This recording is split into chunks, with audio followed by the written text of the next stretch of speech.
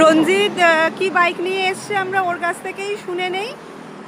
আমার এডিবি 390 আছে, সকালবেলা বেরিয়েছি, আপাতত কোনো প্রবলেম করেনি, স্মুথ চলে এসেছি, আশা করছি প্রবলেম হবে না, দেখা যাক এখন।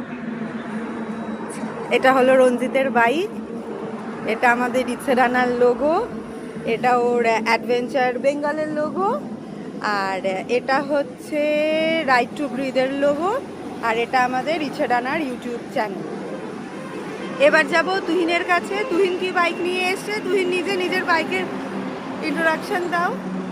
আমার বাইকের পরিচয় আলাদা করে দিতে হয় না, দেখলেই পরিচয় হয়ে যাবে। এখানে দাও একটা ট্রায়াম্প স্ক্র্যাম্বলার 400, অসম্ভব ভালো একটা বাইক, ভীষণ সুদিং, আরামে চালানো যায়, কানাকাটি হয় না। আপাতত বেরিয়েছি আমরা কটা নাগাদ, 4:30 নাগাদ, 4:30 নাগাদ বেরিয়েছি। এখানে এসে খেলাম দিলাম, এবার স্টার্ট করবো। নেক্সট স্টপ বিল্লা। মোটামুটি আমরা ঠিক করে দিয়েছি 100 কিলোমিটার অন্তর অন্তর দাঁড়াবো, একটু হাত পা ছড়িয়ে আবার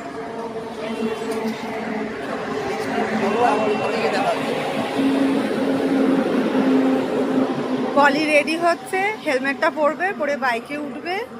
রঞ্জিত উঠছে বাইকে, তুহিনও উঠবে, এবার আমিও যাব।